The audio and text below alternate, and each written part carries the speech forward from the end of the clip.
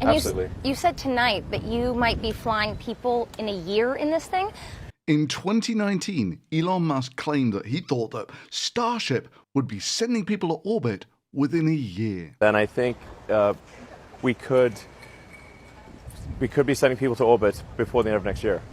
Within a year approximately. They didn't send people to orbit in Starship in 2020 or 2021 or 2022, 2023, and they're not going to do it in 2024, half a decade later. So in 2024, how long does Elon think it's going to take Starship to get to the moon? I'd be surprised if it's longer than about 3 years to be landing Starships on the moon. Because the rate of progression of Starship is very rapid. Yes, lots of progress, as can be seen by the video that they released before their latest launch. Yes, their pre-launch video for their third launch was SpaceX cheering like idiots at their last rocket blowing up. So much progress. So using the standard Musk multiplier of 5 times to infinity, we get a minimalistic time of Musk landing on the moon of about 15 years. But let's be fair, they did actually launch some rockets, right? Well, yes, but they're now 3 for 3 in turning billion-dollar rockets into unplanned debris fields in less than an hour. Hopefully we don't lose it. Hopefully we don't lose any boosters, because that's a lot of engines. Our initial booster flights will just have maybe 2 to 4 engines, not 28. 28 is a lot of engines. Oh my God, the quarterback is toast. It's showtime. Now you might be thinking, hey, it's his own money, he can do what he wants with it, right? Oh, no. Musk doesn't waste his own money on things like this. He thinks it's far more sporting to spend Other people's money. Thus far, the debris fields that Musk has created have cost the best part of $2 billion of taxpayer money. And rather than creating debris fields, should actually be landing on the moon by now. So what Musk has been contracted to do is make a new version of this thing. And what it does is it takes the astronauts from lunar orbit, lands them on the surface of the moon, and then takes them back up into orbit. Just so we're clear on the scale of these things, when that was actually in the Saturn V rocket, that was all stuck up in there. So the bit that landed on the moon was basically based around 2 guys standing up in that little circular thing. And when they wanted to get out, you just depressurized the whole craft and got out of that little hole there and went down the ladder. And just to give you some idea of the real perspective of the size of the lunar module compared to the size of the rocket, it was a fairly chunky rocket. There you go. Now, Musk's great design development is, rather than actually just landing that little bit on the moon and taking off back into orbit again, they're basically going to land this whole bit on the moon and take it off back up into space again. Now you've got several problems here that you've engineered into this design. The first one is the centre of gravity on the old lunar module was fairly low. It was fairly stable. Your centre of gravity on trying to land this thing on the moon is crazy high. You've also got the problem that basically in Starship, all of this is fuel tanks, which means that your guys have to be able to get from here to the ground, and if they can't get back into the spaceship, they die in the moon's surface. And you've also got the problem that previously you only had to take this small little bit back up into lunar orbit. Now you've got to take this giant stack all the way back up into orbit. Not that it greatly matters, because they are so far off even addressing any of these questions. You know, the short version of this video is they've had 2/3 of the money to make another version of this, and they're still working out if they can get it to orbit. But wait, they're just rapidly prototyping this, right? That iterative approach is a big part of how SpaceX does development. And it's this methodology that's made them so successful in not reproducing what the Saturn V, a rocket designed with slide rules some 50 years ago, did on its first attempt. This was the state of rocketry before Elon Musk was even born. Countdown for the launch started at the Kennedy Space Center at 6 a.m., November 7th, 1967.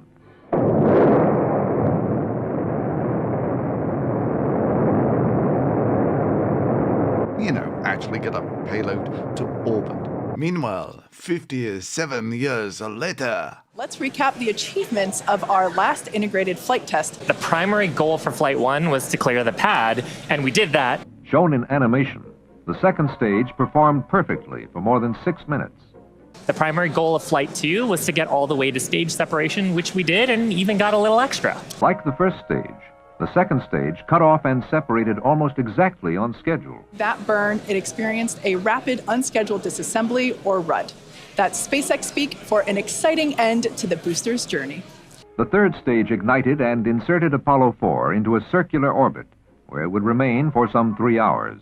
Flight controllers had to prepare the third stage for its first reignition in space, a capability which must be proved for the Apollo lunar mission. For Flight 3, we've added some ambitious tests highlighted by an attempt to transfer several tons of propellant between the tanks inside Starship itself, as well as the first ever relight of a Raptor engine in space. It does sound like we are skipping past the on-orbit relight demo this time. And the opening and closing of Starship's payload door. Saturn V, whose guidance computer had made over 300 million calculations since liftoff, had placed the spacecraft on course. Meanwhile, SpaceX had a different idea for spaceflight. I'll try spinning. That's a good trick.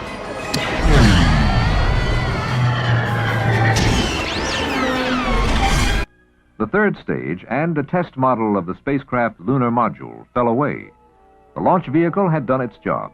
A few moments later, the spacecraft's own propulsion system ignited. As Apollo 4 climbed, a camera pointing out the spacecraft window photographed part of what a future Apollo command pilot will see of our planet,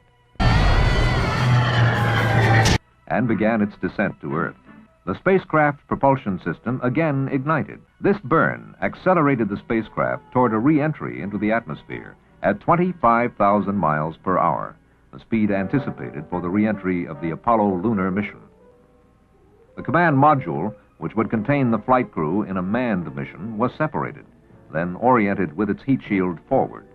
SpaceX went with the bold, iterative approach and decided to orientate the spacecraft with the heat shield pointing away from the atmosphere. Could we have seen the actual command module on its path toward Earth, it would have resembled a meteorite from space.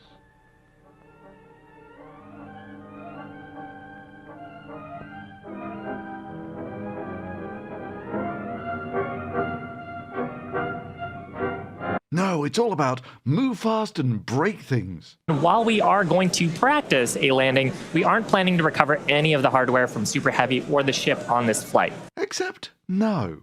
What's that? SpaceX's original timetable doesn't have any of this move fast and break things in it. You know, this is when they were trying to get those billions of dollars of taxpayer money. It's just called orbital launch test. One of them. Do you see here where it says success is clearing the tower? The primary goal for Flight 1 was to clear the pad, and we did that. I mean, do you see here where it says it's going to take over a year and 3 attempts to not successfully conduct the orbit test? You see, originally, Starship was going to land twice on Mars in 2022.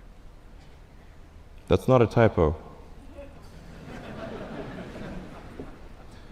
Yeah, Musk wasn't just going to land on Mars in 2022, but he was going to confirm water resources and identify hazards and place power, mining, life support infrastructure for future flights. We will start construction of the first ship around the second quarter of next year, so in about 6 to 9 months, we should start building the first ship.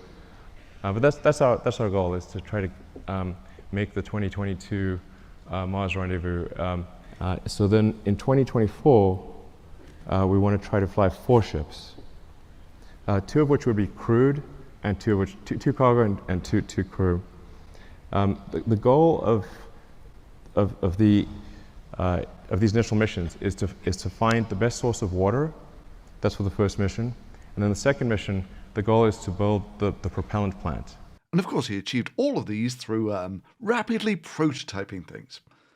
Oh no, he achieved none of them. But that timetable's now been somewhat amended to boldly go where no man has gone before to going to low Earth orbit in 2022, where people have been going for over 50 years.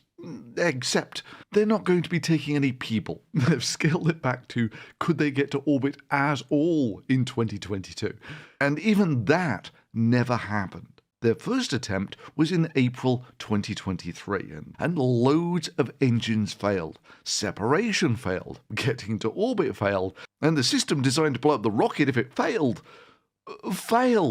And Musk basked in the glory of this great success, and SpaceX cheered.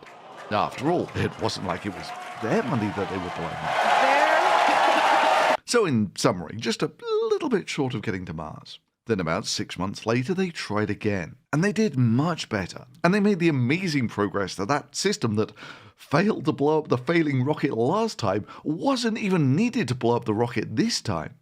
And a few minutes later, the top stage blew up as well. And Musk came to bask in the glory of this great success. So we are going to head into the coast phase, planned for the next about hour and 5 minutes. We'll be returning around the T+1 hour and 15-minute mark.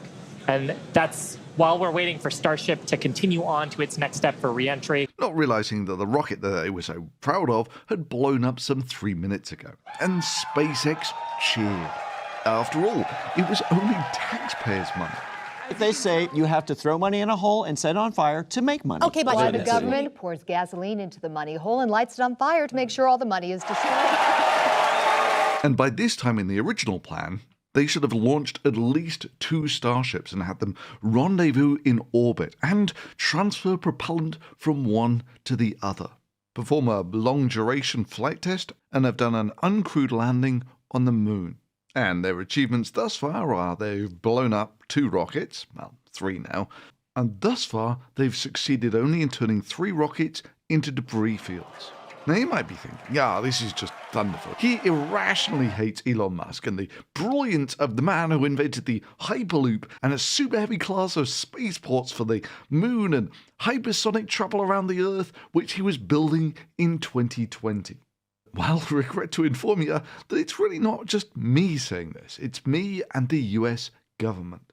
Specifically, the Government Accountability Office, which said a few months ago that SpaceX must complete a significant amount of complex technical work to support the Artemis missions, blah, blah, blah, including launching multiple tankers that will transfer propellant to the depot in space before transferring that propellant to the human landing system.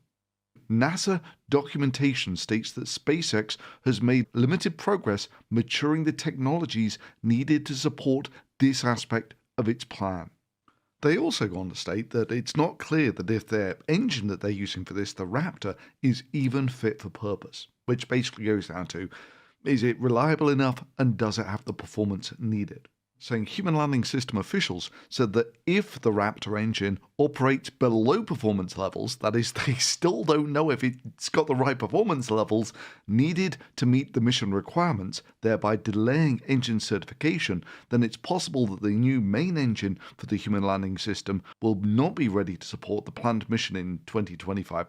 Now, Musk was curiously absent from the 3rd launch, which you can make of what you will, whether it was just, he didn't want to get associated with the rockets blowing up like this. Or maybe there just wasn't enough ketamine to make him watch SpaceX financially Thelma and Louise itself, $1 billion rocket at a time. And yeah, they're blowing about $2 billion on this thing per year and making about 2 rockets per year, so they're about $1 billion a shot, these things.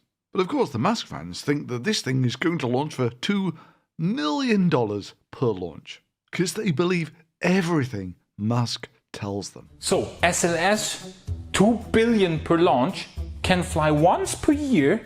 Starship, $2 million per launch, can fly 3 times per day. So 1,000 times per year. So Starship will be 1,000,000 times, 1,000 times 1,000, more efficient than the SLS. Yeah, Reality called and says, To achieve that now, just to make up for the billion or so dollar cost per rocket, the next Starship has to make about 1,000 flights for literally zero cost. Zero cost for propellants, refurbishment, and maintenance of ground facilities, and so forth. And even if you could do that, congrats, you've just made a financial bridge to nowhere. The only paying customer you've got wants one ride to the moon for $3 billion. And there is no market for launching 100-ton satellites to low Earth orbit. The only viable use for this rocket is for launching Starlink satellites. And spoiler, that's not going so well. You know, this is what putting 100 tons of cargo into space would look like. I wonder if that'll be relevant later. Anyway, coming back to them having their third attempt to achieve the exact same thing. This time, none of the engines failed, and the rocket didn't blow up. And the booster, which was meant to make a nice, soft, hovered landing and then plop into the ocean, did so faster than the speed of sound. 3 in the center for splashdown. Let's see if that'll work.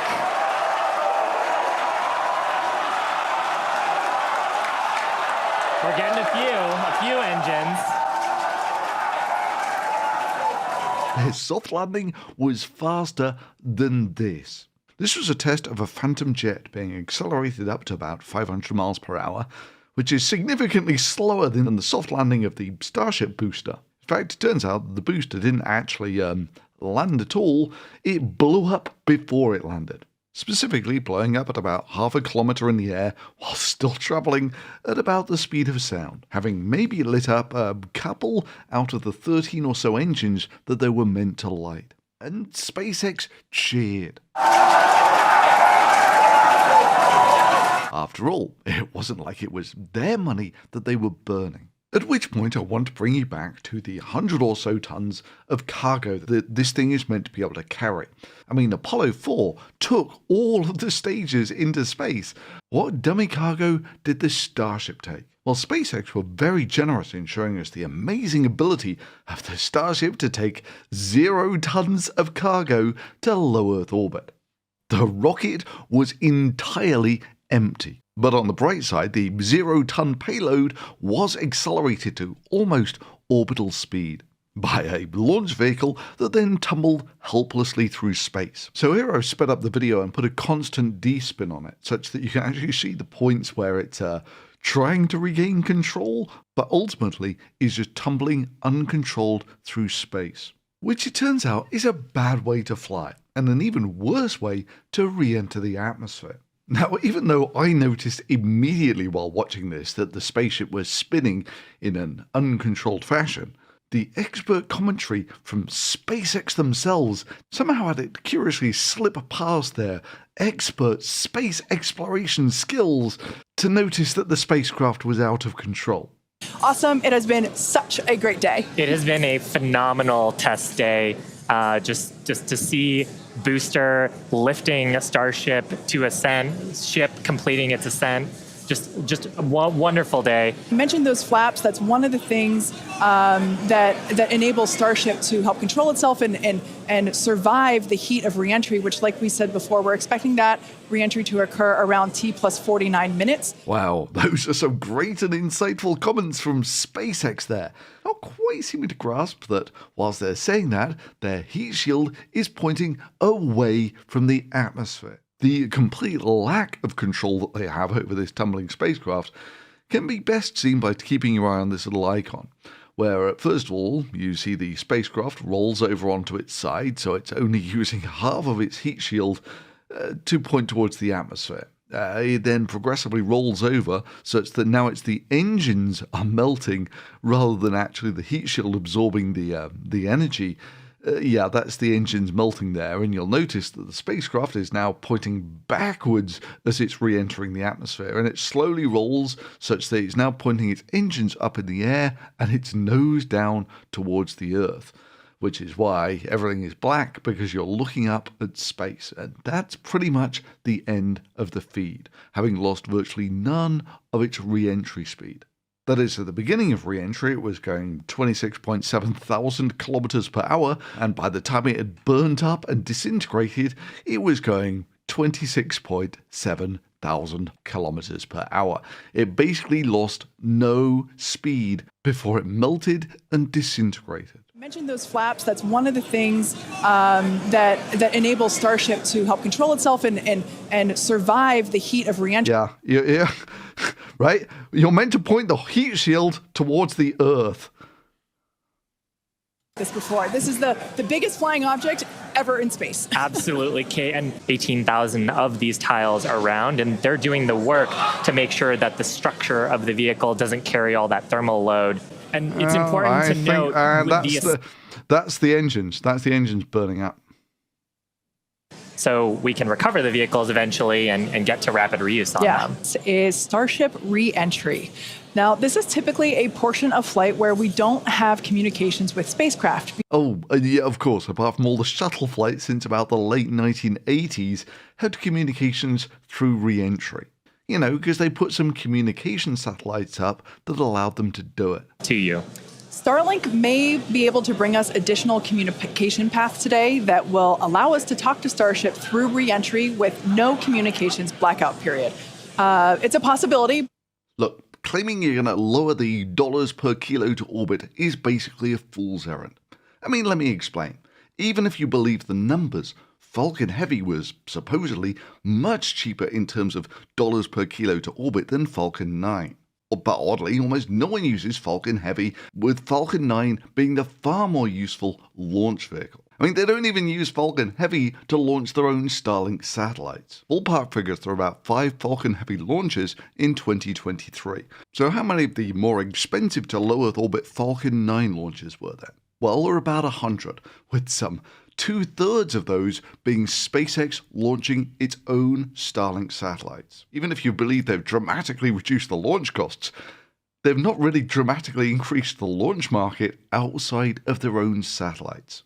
Because basically there is no market for launching big heavy stuff to a single low Earth orbit, let alone launching it 3 times per day. Starship, 2 million per launch, can fly 3 times per day. Look, making big rockets isn't some sort of black magic. It's the sort of thing that you could do 50 years ago with slide rules. And going to Mars is a joke on every front. The conditions of going to Mars will basically be worse than the worst prison here on Earth. You couldn't have said it better, Kate. And the moon is just the proving ground. It's just the start. When the time comes to make the leap to Mars, everything ramps up by orders of magnitude.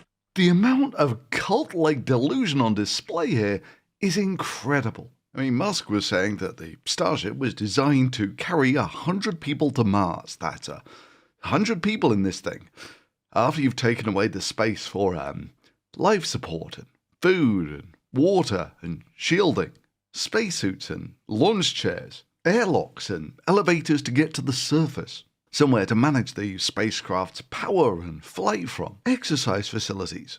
I mean, in order to make it appealing and increase that portion of the Venn diagram with people who actually want to go, it's got to be really fun and exciting, and it can't feel cramped or boring. So the crew compartment or the occupant compartment is set up so that you can do zero-G games, you can float around. There'll be like movies, lecture halls, cabins, a restaurant. It'll be like really fun to go. And minimalistically, you're going to be stuck in there with those 100 people for the next 6 months. Likely the rest of your life. And Musk's business plan is basically we're going to build a giant rocket and fund it by selling tickets, really, really expensive tickets to flee paradise to live in hell. Not a great plan. It's basically SpaceX's version of buying Twitter.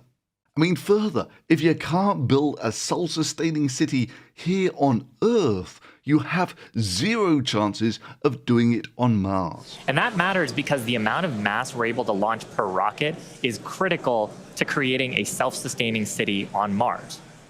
And that's the absolute minimal cost for this. I mean, if you were serious, isn't the obvious way of doing this? You build your self-sustaining city here on Earth, then take it apart and ship it to Mars. For perspective, Biosphere 2 housed 8 people. You need to build something the size of a city, then ship that city to Mars in this thing. And thus far, after 8 years of development, all they have is a rocket that can just about make it to orbit empty. But forget Mars. Will this thing even make it to the moon? Well, all of the human landing system goals are entirely dependent on a rocket that has, so thus far, never been refired in space, let alone sat in space for months or in the lunar regolith or whatever. I mean, if they were serious about this, that rocket engine doesn't just have to be reliable enough that you can dance a jig and be super happy every time you get 30-odd engines to light up. You have to be able to do that dozens of times with minimal refurbishment. And Musk's been claiming that as a goal for one, getting on for 2 decades. I mean, they were claiming back in 2011 that the Falcon 9 would be a fully, rapidly reusable spacecraft. But we really need to get to rapidly and completely reusable rockets, just as is the case with aircraft. I mean, aircraft are rapidly and completely reusable. Land a 747 and take off, an hour and a half later, and you should be able to do that with rockets too. Forward, reusability, we don't believe it really counts unless you can turn it around as rapidly or almost as rapidly as you turn around an aircraft. Basically, you land the system, you land the stage, you do some brief but important critical checks and inspections, you refuel and you re-go. So our challenge right now is to refly a rocket within 24 hours. So that's when we'll really feel like we got the reusability piece right. Awesome. And of course, Vaporware Man was out there promising that they would have a relaunch within 24 hours, not with the Starship, but with a much simpler Falcon 9 booster. No later than, shock and horror, next year, which was 2020 when he said it. It will, of course, surprise precisely no one at this point that that goal wasn't met. Indeed, it's never been met. The fastest reuse of one of their Falcon 9 boosters is about a month. Only somewhat faster than the fastest reflight of the shuttle. And that was after about a decade of trying. Yeah, Musk got no closer to rapid reuse than the shuttle did, which was meant to rapidly take people from the Earth to orbit, a shuttle, then re-enter using a heat shield. This is all starting to sound rather familiar. But no, they're completely different vehicles because the cargo bay door opens in a slightly different fashion. But if they were serious about this human landing system, they would have done things like put a Raptor in space and then just periodically test fire it again and again and again. Or they would have a booster, or the tail end of a booster, which they would just test fire again and again and again to show how reliable their engines are. Yet, they've done none of these things. And here we are, years after they got the contract, and they still can't say if the engine is fit for purpose yet. But if you want to know truly just how little Musk cares about taxpayer money, prior to Starship, Musk had a contract for commercial crew.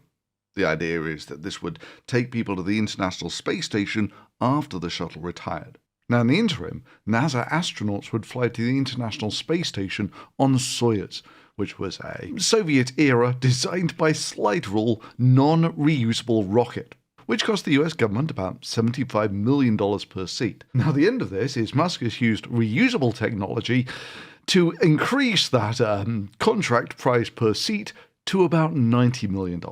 This was, of course, after Musk took billions of dollars of taxpayer money to develop a more efficient Musk enrichment system. Then, years late, Musk showed how he'd been blowing all the money and time at SpaceX by basically making a mock-up of Starship.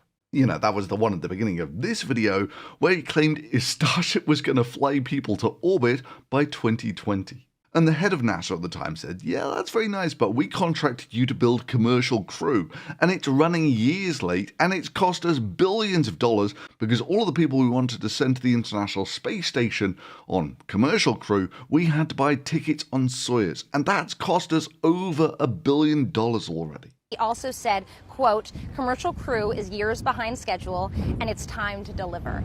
Did you take Did you say commercial crew or SLS? He said commercial crew. Oh, okay, jeez. I mean, interchangeable.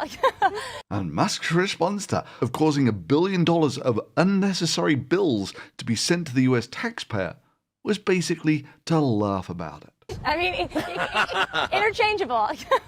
No, but how do you respond to that? And did you take that as a dig? Yeah, other people's money. Elon is an expert in spending other people's money. And that's today's video. Hope you enjoyed it. If you did, maybe drop a thumbs up on it. Subscribing and hitting the notification bells, always a good idea. And if you really like the work of this channel, you can support it directly through Patreon. And as ever, thanks for watching.